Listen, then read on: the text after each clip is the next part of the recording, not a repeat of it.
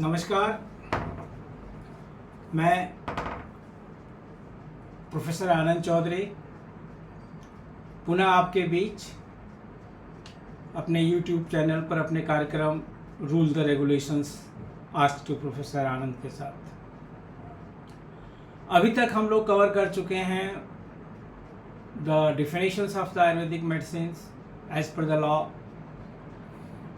Then what you call misbranded Ayurvedic drugs, adulterated Ayurvedic drugs, and spurious Ayurvedic drugs. As you know very well that the all content material regarding the applicable to the Ayurveda Siddha Yunani has been put in the chapter 4th A of the Drug and Cosmetic Act 1940. So we have discussed up to the section 33(3)A, that is the spurious drugs. Today I have a target to come with you up to the section 33(EED). Friends, many requests and many suggestions are coming. Sir, take the title of the standardization, sir, take the title of the licensing, sir, take the title of the appointments, like that. Sure, I shall be with all those interactions with you. And at the outset, I express my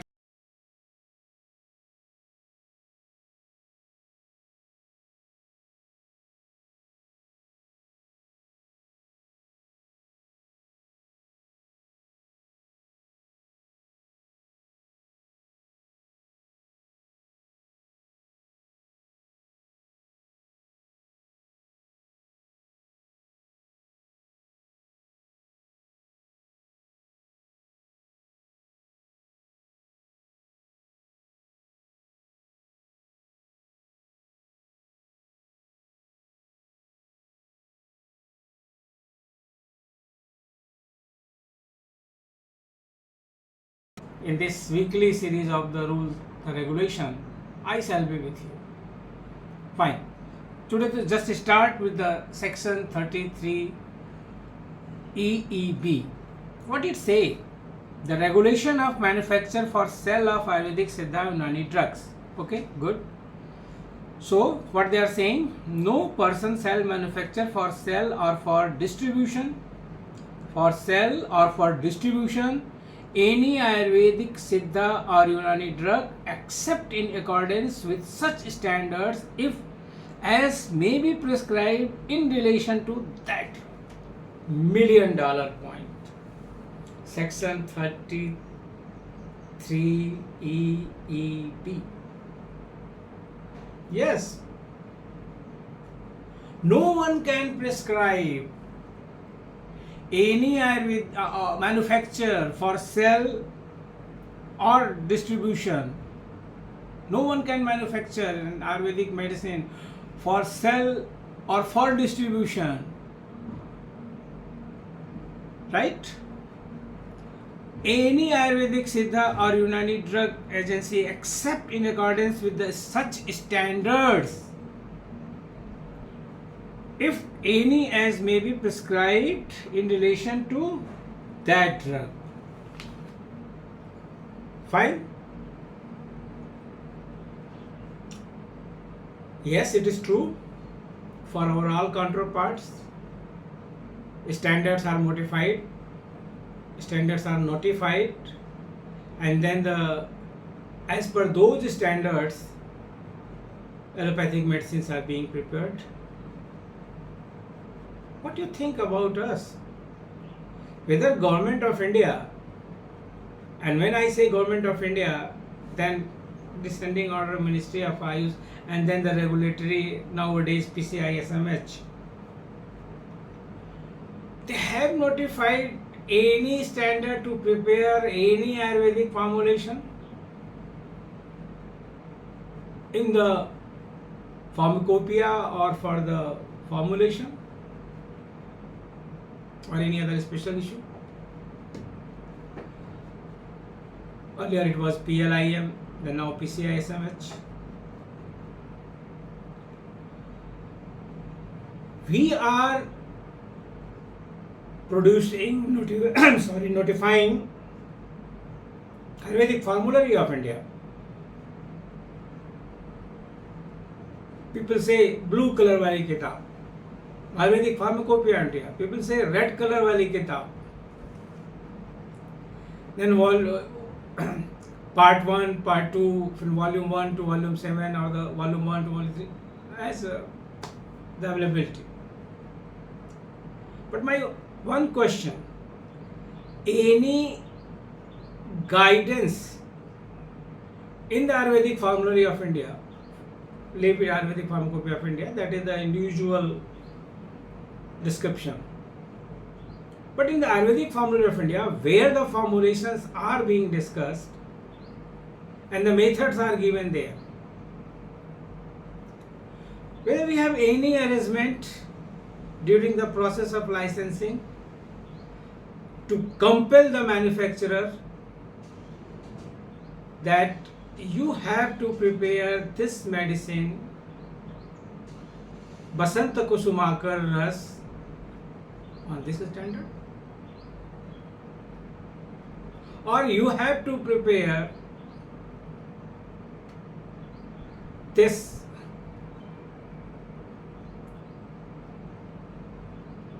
Lavana Bhaskar Churn with this standard under the section registered license under the section 3A. As per my knowledge,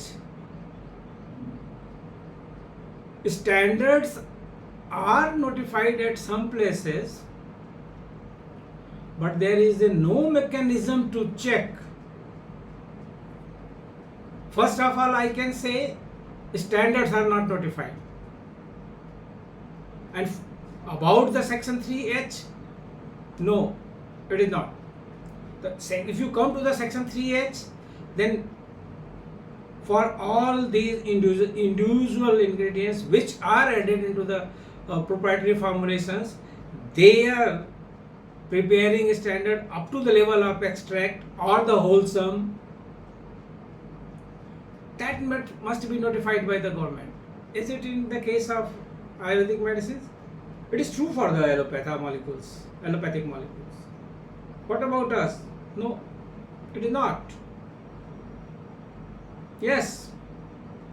तो जब कोई standard notify ही नहीं है बनाने का, देखिए API में जो कुछ भी दिया हुआ है सारी फाइंडिंग्स दी हुई हैं, all analytical findings, all introductory morphology, then the plant histology and all those things, is the analytical investigations with the sophisticated instruments. But how to prepare for the medicinal uses, for the medicinal purpose, whether it is notified into the API for individual level of extract. Yes, there are the many publications also, the HPLC standard, Atlas for the TLC, all these things are there. These are the indirectly making a limited approach that if you are taking this particular individual, these are the standards. This should be the standard. The word must be not there. And if the must be is not there, so this is the case which is making every manufacturer free. सब कोई अपने आप अपने हिसाब से अपनी दवाई बनाओ. तो इसीलिए मार्केट में एक ही दवाई, क्लासिकल दवाई का, शास्त्रीय औषधि का इतने वेरिएशंस मिल जाते हैं उनके स्टैंडर्ड्स के, सो कॉल स्टैंडर्ड्स के. अगर आप सिंपल त्रिफला चूर्ण उठाइए, सिंपलेस्ट शास्त्रीय औषधि, और 10 कंपनियों को आप एक कंपैरेटिव स्टडी कर लीजिए जिसमें 1000 करोड़ वाली का भी त्रिफला चूर्ण रखिए और 50 लाख वाली का भी त्रिफला चूर्ण रखिए, आप वेरिएशंस देख लीजिए. तो ये कहता है हमारा रूल सेक्शन 33 EEB कि कोई भी ऐसी दवा कोई भी नहीं बनाएगा जो स्टैंडर्ड्स के विपरीत हो. तो फ्रेंड्स, जब स्टैंडर्ड ही नहीं नोटिफाइड हो, तो इस रूल का क्या मतलब है? तो ये बेसिक चीज यहां पर है कि पहली कमी हम में है, और हमसे मतलब सरकार और रेगुलेटर्स, कि जब आप स्टैंडर्ड मैन्युफैक्चरिंग का आज तक नहीं दे पा रहे हैं किसी भी, अरे आप शास्त्री से ही शुरू करिए, तो जब स्टैंडर्ड वहां नहीं है तो आप कैसे सोच सकते हैं कि जितनी भी कंपनियां बना रही हैं वो दवा, आप ले लीजिए ब्राह्मी घृत ले लीजिए, चलिए थोड़ा सा कॉम्प्लिकेटेड उठा लिए, पंचतिक घृत ले लीजिए, आप सारस्वता रिस्ट ले लीजिए, थोड़ा सा चूर्ण से आगे बढ़े, तो सबके अपने अपने मानक हैं, सब अपने अपने तरीके से बना रहे हैं। एलोपैथी में ऐसा नहीं है। अगर उनका एक मॉलिक्यूल है और तो जो उसका फार्मास्यूटिकल स्टैंडर्ड है वो मॉलिक्यूल जहां भी रहेगा, चाहे जिस ड्रग में रहे, एफडीसी में आए, फिक्स डोज कॉम्बिनेशन में आए या इंडिविजुअल हो, वो वही रहेगा। तो हम वेरिएबल इंग्रेडिएंट्स यूज करते हैं, I do agree with this, हमारे इंग्रेडिएंट्स में वेरिएबल्स है, लेकिन हम एक रेंज तो बना सकते हैं ना, कि हमारे अभ्यारिष्ट में ये रेंज होगी, एक मिनिमम रेंज दे दीजिए, एक मैक्सिमम रेंज दीजिए। सेट स्टैंडर्ड आयुर्वेद में नहीं पॉसिबल है कि डिट्टो वही पॉइंट हमें चाहिए, no it is not possible. एक स्टूडेंट के रूप में आयुर्वेद के और रसायन कल्पना के रूप में मैं यह विनम्र निवेदन कर सकता हूं, मगर एक रेंज तो देना पॉसिबल है। हम स्वर्ण मार्कशीट उठाते हैं, कहते हैं कि बहुत अच्छी होगी अगर उसमें 18 से लेकर के 24% तक ताम्र मिल रहा है, तो आप यूज करिए उसको। अब 8% ताम्र वाली स्वर्ण मार्कशीट थोड़ी ना अच्छी मानी जाएगी, तो आपको एक रेंज देना होगा। तो सेक्शन 33 EEB जो ये कहता है कि आपको स्टैंडर्ड आयुर्वेदिक दवा बनानी है और कोई भी मैन्युफैक्चरर उस स्टैंडर्ड के विपरीत आयुर्वेदिक दवा नहीं बनाएगा जो स्टैंडर्ड गवर्नमेंट ने दिया है। तो मित्रों सोचिए कि अभी तो गवर्नमेंट ने स्टैंडर्ड ही नहीं दिया है, तो मैन्युफैक्चरर्स फ्री हैं, तो दोष किसका? इसको समझने का प्रयास करिए। और फिर सरकार दे क्यों नहीं पा रही है? क्या संसाधनों की कमी है? मैं समझता हूं आज तो नहीं है, जब ये रूल बना था उस समय तो बहुत थी कमी, मगर 2023 में तो नहीं है। यहां तो हम बजट खर्च नहीं कर पा रहे हैं। हाँ, यही सच्चाई है कि जितना बजट हमें मिल रहा है खर्च नहीं हो पा रहा है। और आपको मैं बताऊं बड़ी विनम्रता के साथ कि अगर इस काम को गवर्नमेंट ऑफ इंडिया उठा ले, हमारा मंत्रालय उठा ले, ड्रग को स्टैंडर्ड्स को नोटिफाई करने का, तो जो आज का बजट है उससे 3 गुना बजट की जरूरत पड़ेगी। ये कम हो जाएगा। जो वापस जा रहा है कहीं कहीं से कुछ 100-150 करोड़ या कुछ भी, कहीं कोई भी अमाउंट, वो कम पड़ेगा अगर इस टास्क को ले लिया जाए कि ये स्टैंडर्ड हम बना दे रहे हैं। अर्जुना रिस्ट इसी स्टैंडर्ड का बनाएगी हर कंपनी। मैं थोड़ा कंपनियों के नाम लेने से गुरेज करता हूं, अपने क्लासरूम लेक्चर्स में तो मैं बहुत धड़ल्ले से लेता हूं, लेकिन पता नहीं क्यों शायद YouTube चैनल पर मैं नहीं ले पा रहा हूं। उसे लेना चाहिए मुझे,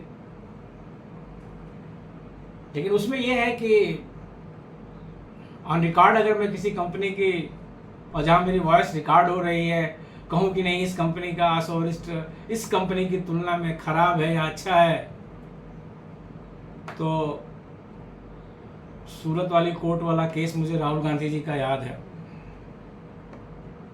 इसलिए शायद मैं नाम नहीं ले रहा हूँ। क्लासरूम में तो रिकॉर्डिंग होती नहीं है, वहाँ तो सामने बोला जाता है, बताया जाता है स्टूडेंट्स के साथ और वो हो जाता है। लेकिन यहाँ तो बहुत डर लग रहा है किसी भी बारे में, हाँ डर लग रहा है कि क्या बोला जाए। पता चला कि उस कंपनी ने मानहानि का दावा कर दिया कि आपने कैसे हमारे आसोरिस्ट को इस कंपनी की तुलना में कम कर दिया, जबकि सभी जानते हैं कि कौन सबसे अच्छा है और कौन अच्छा नहीं है। तो जब हमारे पास स्टैंडर्ड ही नहीं है तो हम इस कौन सा फॉलो कराएंगे? तो एक ये मुद्दा है कि सेक्शन 33EEB इररिलेवेंट है। छाप तो दिया है हमने कॉपी पेस्ट में, वो करते हैं लेकिन हम नहीं करते हैं। आइए आगे एक और सत्यता आपको दिखाते हैं। अब आती है अगला की section 33EEC, prohibition of manufacture and sale of certain Ayurvedic Siddha Unani drugs. यहाँ क्या कहा जा रहा है?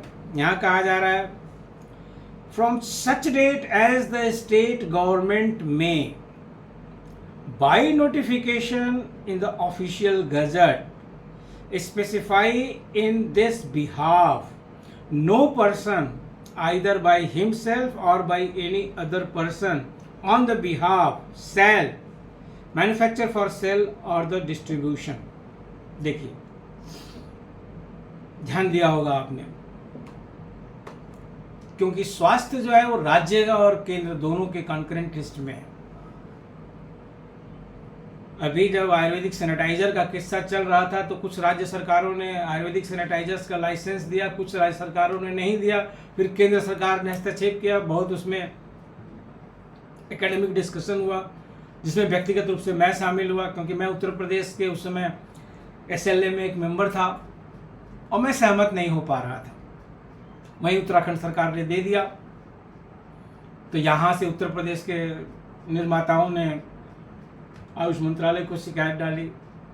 उस समय के जो एडवाइजर साहब थे DCC में, उनसे फिर पत्राचार हुआ, बहुत लंबी लंबी लॉजिकल चिट्ठियां गई, इधर से उधर से उत्तर आया। उसको लोगों ने पब्लिक किया, मैन्युफैक्चरर्स ने व्हाट्सएप यूनिवर्सिटी में घुमाया। तो पॉइंट है, और पॉइंट को अगर हम पॉपुलैरिटी की वजह से कुछ चेंज करना चाहें तो कर लें। व्यवहार अलग है, सिद्धांत अलग है। तो देखिए यहां ये कहते हैं कि एज द स्टेट गवर्नमेंट, ये काम स्टेट गवर्नमेंट को करना है, राज्य सरकार को। अब आप कल्पना कर लीजिए, महाराष्ट्र की इस राज्य सरकार अपने यहाँ अच्छा रूल रेगुलेशंस लगाती है, केरल भी लगाती है। किसी राज्य का नाम न लूं और आप खुद कल्पना कर लीजिए कि उन राज्यों के क्या हाल है, वहाँ के Ayurvedic SLA state licensing authority कितनी अवेयर है, और मैं एक और शब्द कह दूं सबके आदर के साथ, कितनी कॉम्पिटेंट है कि वो इन चीज़ों को देखे और नोटिफिकेशन जारी कराए कि हाँ कोई भी जो है मिस ब्रांडेड, एडल्ट्रेटेड और स्पूरियस ड्रग नहीं बनाएगा, जो अभी हमने डिस्कस किया पिछले सेशन में। ठीक है साहब, नहीं बनाएंगे। फिर ये कहते हैं, और अच्छा ये लेते हैं पहला वाला जो क्लॉज है इनका, इनफैक्ट क्लासिकल के लिए। दूसरा ये कहते हैं एनी पेटेंट और proprietary medicine unless there is a displayed in the prescribed manner on the level or container thereof the true list of all ingredients contained in it। पहले तो इन्होंने बोल दिया कि दोनों तरीके की मेडिसिन, चाहे वो क्लासिकल हो चाहे प्रोप्राइटरी हो, अगर वो स्पूरियस, मिस ब्रांडेड और एडल्ट्रेटेड कैटेगरी में आती है उनके किसी भी मानक के अनुरूप, तो वो कोई नहीं बनाएगा। फिर ये कहते हैं कि आप कोई प्रोप्राइटरी मेडिसिन नहीं बना सकते जब तक कि आपने वो जो भानुमति का कुनबा जोड़ा है, सारे इंग्रेडिएंट्स कहीं से उठा करके उनको दिखाएं ना। जब तक आप उनको दिखाएंगे नहीं लेबल पर, एनी पेटेंट और proprietary medicine unless there is displayed in the prescribed manner on the label और container there of the true list of the ingredients contained it। तो prescribed manner labeling का कहाँ है? रूल 161 में है। वहां जाकर के देखिए कुछ क्लॉज दिए हुए हैं कि क्या क्या लिखना है आपको लेबल पर। नेशनल सप्लाई में, इंटरनेशनल सप्लाई में भी दो तरीके की लेबलिंग हो गई है। विषय विस्तार बढ़ता जा रहा है, मैं कोशिश तो यही कर रहा हूँ कि एक दिन में आधा घंटा से ज़्यादा ना हो। इंटरनेशनल लेबल पैकिंग भी दो तरीके से हो रही है, एक आपको कंस्पिक्यूअसली सब कुछ दिखाना है और एक में आपको कुछ भी नहीं दिखाना है। उसके लिए कुछ अलग चीज़ें हैं। आप एक इनसाइड लिफलेट डालते हैं, API, जो लिटरेचर आपने देखा होगा कई पैकिंग्स में एलोपैथी की दवाओं में नीचे से निकलता है विथ ऑलमोस्ट एवरी इंजेक्शंस और द आई ड्रॉप्स और द एनीथिंग, वो फुल लिटरेचर देना उनका लीगल बाइंडिंग है। और इवन हम लोग भी उस लिटरेचर को निकालते हैं और फेंक देते हैं। कुछ लोग तो पढ़ते हैं, लेकिन वो उनकी रिस्पॉन्सिबिलिटी है कि वो बताएं कि उस पर कितने रिसर्च हुए हैं, उस पर कैसे वो बनी है, उस पर क्या क्या इंडिकेशन है, क्या उसके कंट्रा इंडिकेशन है, लेने में क्या प्रिकॉशन रखनी है, मेनी मेनी थिंग्स। यहाँ भी कुछ कंपनियों ने शुरू किया है, यस शुरू किया है, लोगों ने रिफ्लेक्ट डालना शुरू किया है, फार्मास्यूटिकल इंफॉर्मेशन उन्होंने देना शुरू किया है। उधर तो एपीआई हो जाती है, एक्टिव फार्मास्यूटिकल इंग्रेडिएंट, यहाँ आई फॉर इंफॉर्मेशन। सो हमें अगर हम कोई पेटेंट और प्रोप्राइटरी मेडिसिन बना रहे हैं तो उसके लेबल पर हमें उन सबका नाम देना होगा। और अभी आप शेड्यूल E1 वाली ड्रग्स की रूल्स को थोड़ा भूले रखिए। अच्छा, यहाँ आ भी गया है कि एज पर the prescribing of the label, वहाँ दिया हुआ है कि अगर कोई शेड्यूल E1 वाली ड्रग है तो उसको आपको कॉन्स्पिक्यूअसली लिखना है, जोर से लिखना है।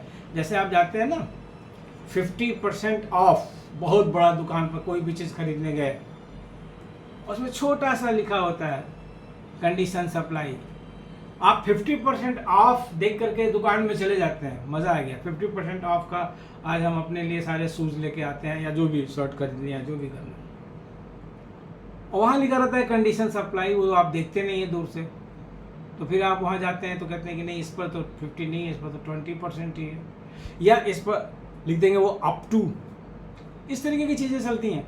तो ऐसे शेड्यूल E1 वाले को लोग दिखाते थे कभी पहले, इस रूल पढ़ने के बड़े छोटा सा कहीं लिख दिया जो पढ़ने में भी ना है, लेकिन अब तो रूल है कि उसको बड़ा सा दिखाना है, कॉन्स्पिक्यूअसली दिखे।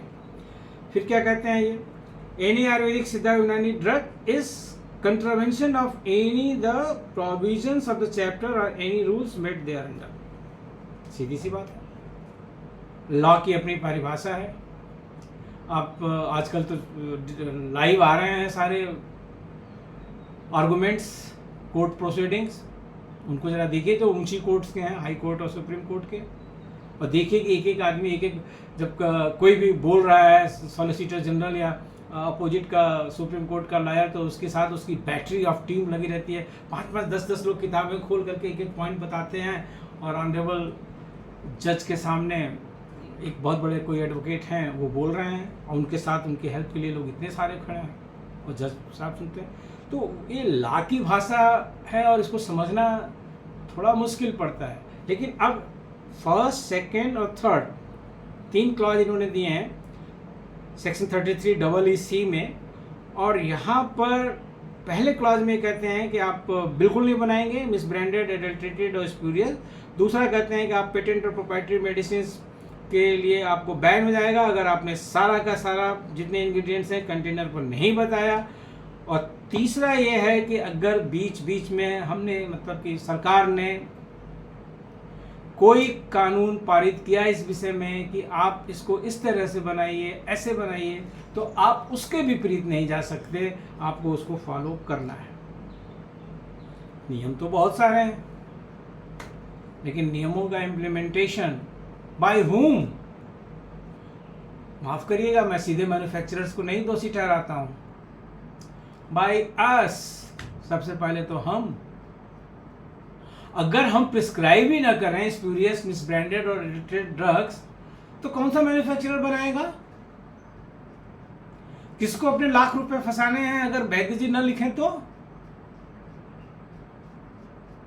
वैद्य जी को पता है कि नहीं ये इस तरीके का इसमें है गोलमाल, फिर भी वैद्य जी लिख रहे हैं। और जब वैद्य जी लिख रहे हैं तो मैन्युफैक्चरर बना रहे हैं, वैद्य जी न लिखें तो मैन्युफैक्चरर नहीं बनाएगा। तो आप खाली मैन्युफैक्चरर को ही क्यों दोष देंगे कि नहीं वो बना रहा है, स्पूरियस ड्रग बना रहा है? हम भी तो उतने ही जिम्मेदार हैं कि हम उसको लिख रहे हैं। बहुत सारे लोग हैं सरकारी संस्थाओं में रहते हैं, उस सरकार के उस संस्था के नाम पर 500 मरीज आते हैं, और हर एक चिकित्सक के पास जिसकी ओपीडी है उसकी जेब में 2-2 फार्मेसी रहती है, उसके एजेंट्स वहीं बैठे रहते हैं। और सबको पता है कि वो ड्रग कौन सी जा रही है और कहां से मिलेगी। और जब वो सरकारी संस्था को छोड़ करके बाहर जाते हैं तब उनको आटा दाल का भाव पता चल जाता है। तब वो कोट्टकल की दवाएं लिखते हैं, तब वो दूध पापेश्वर की दवाएं लिखते हैं, तब वो डाबर की दवाएं लिखते हैं, क्योंकि वहां मरीज को लाभ नहीं मिलेगा तो मरीज उनके पास नहीं आएगा।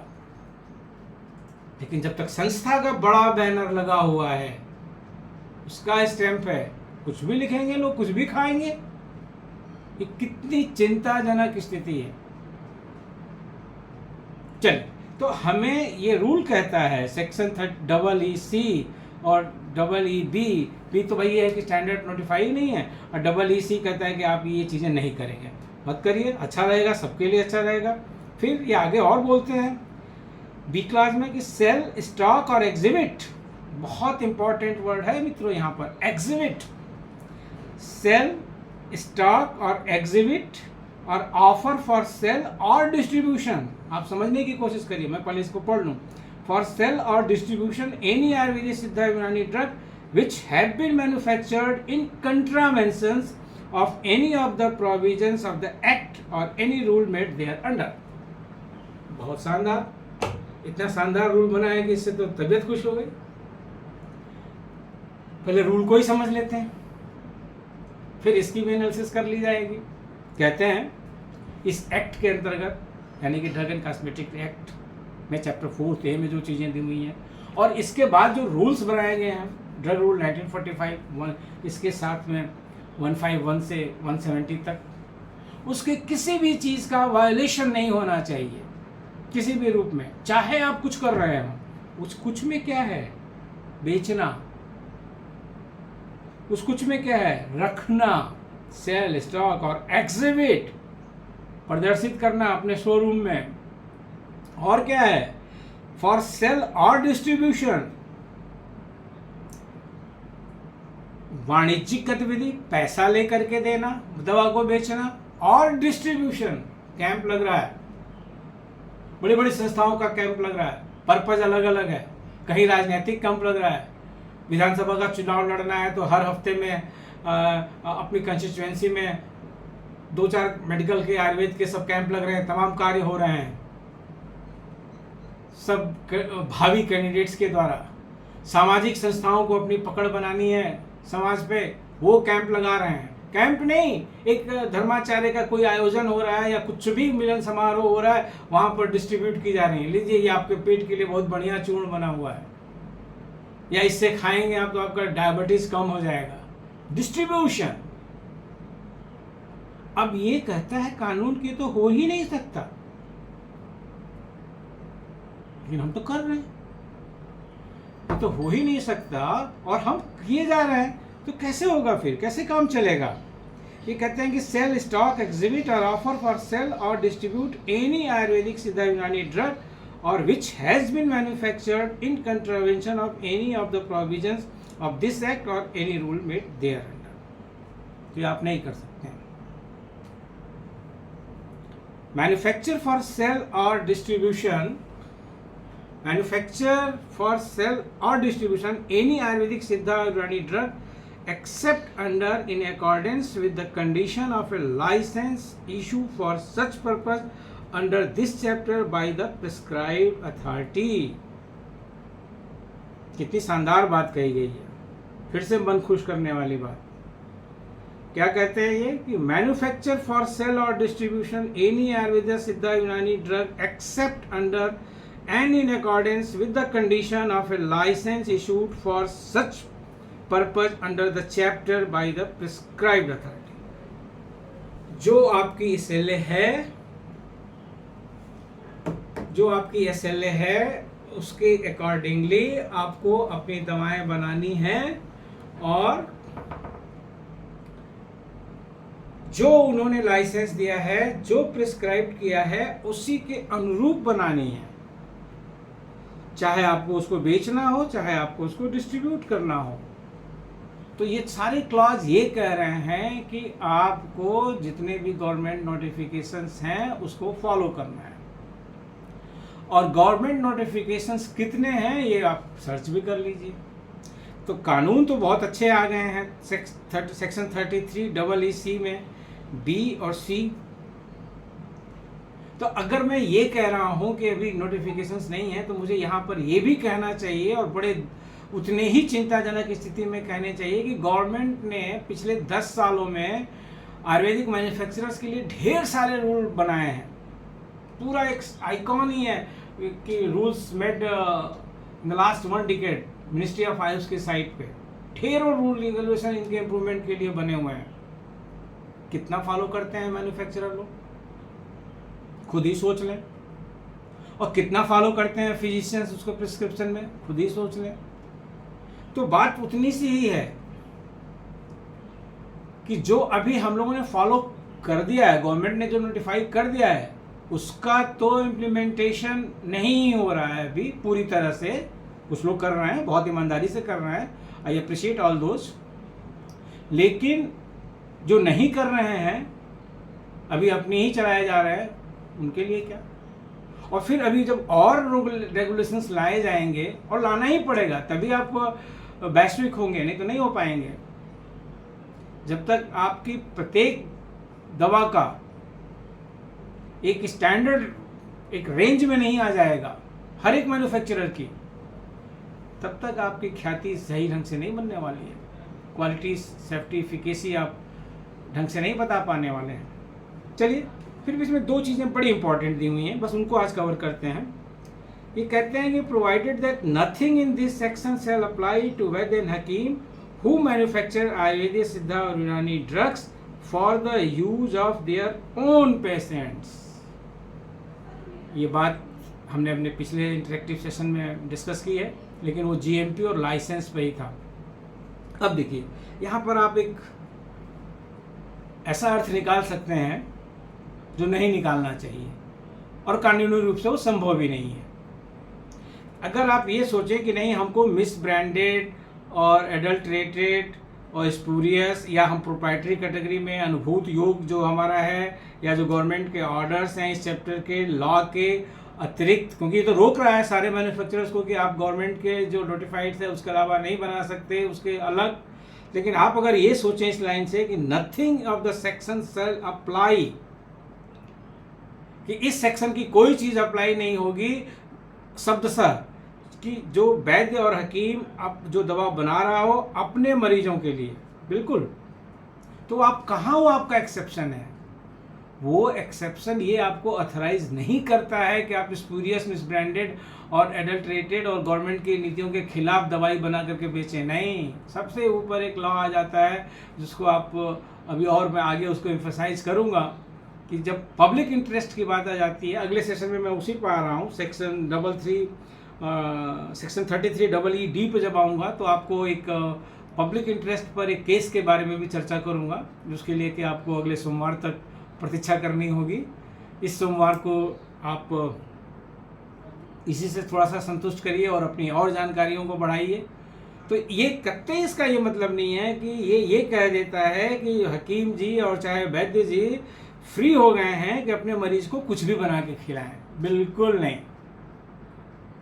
ये छोड़ा गया है आपके विवेक पर। आप पीनल एक्शन से ब्रॉडली एक तरह से हैं कि हाँ ठीक है, आपके यहाँ इंस्पेक्टर नहीं जाएगा, कि नहीं आप दिखाइए हमको सब, ड्रग इंस्पेक्टर नहीं जाएगा। लेकिन आपका पेशेंट अगर आ गया जिसको आपने इस तरीके की दवा खिलाई है और उसने रिपोर्ट कर दी आज के समय अनुसार फार्माकोविजिलेंस सेंटर में, या उसने रिपोर्ट कर दिया कंज्यूमर कोर्ट में, ध्यान दीजिएगा, अगर वो पेशेंट कंज्यूमर कोर्ट में चला गया कि नहीं हमने इस वैद्य जी की ये दवा खाई और हमको इतना नुकसान हो गया, तब आप सोच लीजिए कि क्या होगा। और अगर वो साबित हो गया तो ये आपको इस तरीके से कोई छूट नहीं मिली हुई है कि आप कुछ भी बनाएं और कुछ भी खिलाएं मरीज को। आगे चलिए, लास्ट आज के डिस्कशन में, provided further that nothing in the section shall apply to the manufacturer subject to the prescribed condition of small quantities of any Ayurveda, Siddha, Unani drug for the purpose of examination, test और analysis. 3 चीजें हैं। For the purpose of examination, test और analysis. तो analysis आप अपनी thesis में करते हैं, टेस्ट आप अपनी थीसिस में करते हैं, एग्जामिनेशन में मान लीजिएगा आप यूजी और पीजी की बात कर रहे हैं, ठीक है।